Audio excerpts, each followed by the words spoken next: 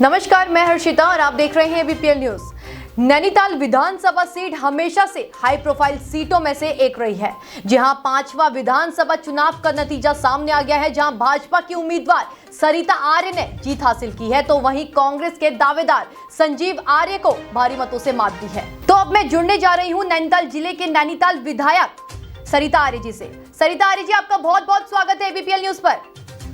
धन्यवाद, नमस्कार जी मैम, मैं सबसे पहले तो मैं आपको पूरे एबीपीएल परिवार की तरफ से बधाइयां देना चाहूंगी कि आप नैनीताल विधानसभा से विधायक निर्वाचित हुई हैं। बहुत बहुत धन्यवाद मैडम। मैम, मेरा पहला सवाल आपसे यही है कि आप नैनीताल विधानसभा से विधायक निर्वाचित हुई, आपके समक्ष यशपाल आर्य के बेटे संजीव आर्य थे, आपने उनको भारी मतों से शिक्षक दी है, आप इस बारे में क्या कहना चाहेंगी?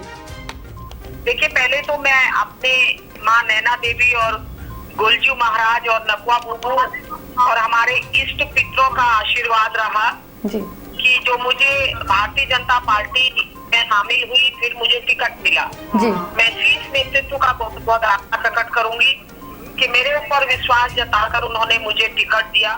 मैं शीर्ष नेतृत्व का बहुत बहुत आभार, और देवतुल्य हमारे जो कार्यकर्ता हैं और हमारी सम्मानित जनता जी, मैं उनका बहुत बहुत आभार प्रकट करूंगी कि उन्होंने मुझे यहाँ से विधायक निर्वाचित करवाया। मैं तहे दिल से उनका आभार करती हूँ, क्योंकि मैं इनका ये एहसान जिंदगी भर नहीं चुका पाऊंगी, क्योंकि जिस तरह से यहाँ के कार्यकर्ताओं ने मुझे अपनाया और कार्य किया, मैं उनका तहे दिल से बहुत बहुत आभार। चाहे युवा मोर्चा हो, महिला मोर्चा हो, हमारा ओबीसी हो, एससी मोर्चा हो, और हमारे किसान मोर्चा हो, हमारे मंडल अध्यक्ष, शक्ति केंद्र, बूथ अध्यक्ष, इस तरह से, और सम्मानित जनता, सभी ने मुझे सहयोग किया और मुझे नैनीताल विधानसभा से विधायक बनाया। मैं उनका तहे दिल से बहुत बहुत आभार। तो सरिता जी, मैं आपसे एक सवाल और करना चाहूंगी कि 2012 में कांग्रेस से आपने चुनाव लड़ा और आप जीती भी। इसके बाद आपने 2022 में विधानसभा चुनाव लड़ा भाजपा पार्टी से, क्या कारण है इसके पीछे? देखिए, मैं वहाँ महिला कांग्रेस की प्रदेश अध्यक्ष थी। वहाँ पे मैं नारा बुलंद कर रही थी कि मैं लड़की हूँ, मैं लड़ सकती हूँ। बिल्कुल, क्योंकि ये नारा प्रियंका गांधी जी ने दिया था जी कि आप लोग लड़की हैं, आप लोग लड़ सकती हैं जी। लेकिन वो नारे को यहाँ झूठा साबित हो रहा था। टिकट नहीं दे रहे थे, और एक तो मैं महिला अध्यक्ष थी ना, मैं अपनी महिलाओं को टिकट दिला पा रही थी, क्योंकि संगठन में महिलाओं को टिकट दिलाने की भी एक जिम्मेदारी हो जाती है जी। तो वो बिल्कुल यहाँ झूठी साबित हो रही थी, और मेरे इस नारे को बुलंद भारतीय जनता पार्टी ने कर दिया कि आप नारी हो, आप लड़की हो, आप लड़ सकती हो, मुझे टिकट देकर। तो अब आप क्षेत्र में विकास को लेकर आपकी अब क्या गतिविधियां हैं, क्योंकि आप भी जानती हैं कि बेरोजगारी से हमारे युवा झेल रहे जी। उनको पूरा कराना मेरी प्राथमिकता रहेगी, और नैनीताल पर्यटक नगरी है।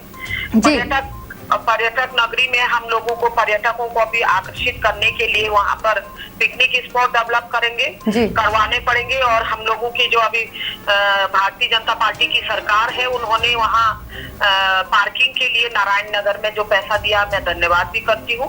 और आगे भी हमें छोटे छोटे पार्किंग स्थल वहाँ डेवलप करने पड़ेंगे, क्योंकि गर्मियों में जो हमारा एक ग्रीष्मकालीन हम लोगों के सीजन चलता है गर्मियों में, उसमें थोड़ा दिक्कत आ जाती है पर्यटकों के लिए, स्थानीय लोगों के लिए भी, तो उसमें भी हम लोगों को ध्यान देना है।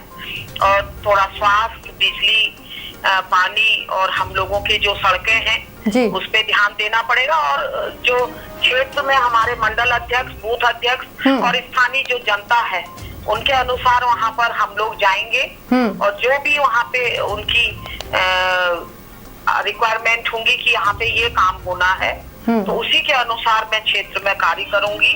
और कभी भी कोई कार्यकर्ता को मेरी ओर से निराशा नहीं लगेगी कि आपने हमसे पूछे बिना ये कार्य कर दिया। हर कार्यकर्ता मेरे लिए, मेरा छोटा कार्यकर्ता भी विधायक है।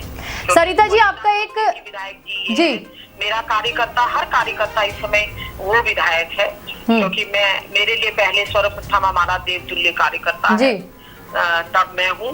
क्योंकि इन्हीं की बदौलत में आज विधायक बनी। सरिता जी, आपका एक बयान सामने आया है कि मुख्यमंत्री पुष्कर सिंह धामी को समर्थन देने की बात आपने कही है, लेकिन आरक्षित सीट होने के कारण आप जी उन्हीं के उसमें हम लोगों ने नेतृत्व में चुनाव लड़ा जी, और हम भारी बहुमत से यहाँ पर विजय प्राप्त हुई है और हमारी सरकार बनी है।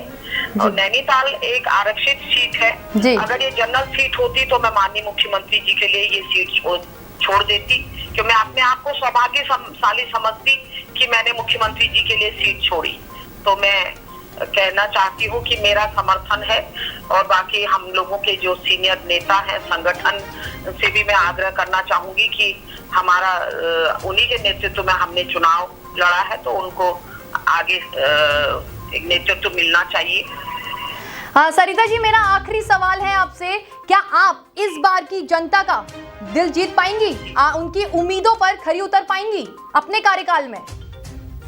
देखिए मैडम, मैं 2012 में भी विधायक रही हूँ जी।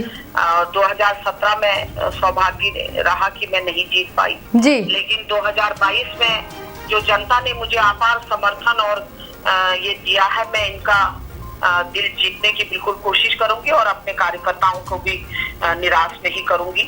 मैं ज्यादा से ज्यादा अपने कार्यकर्ता और अपने जनता का विश्वास जीतने में एक वो रखूंगी कि मैं इनका विश्वास जीत पाऊं। चलिए, बहुत बहुत धन्यवाद सरिता जी हमारे साथ जुड़ने के लिए। धन्यवाद। धन्यवाद मैडम, धन्यवाद, नमस्कार।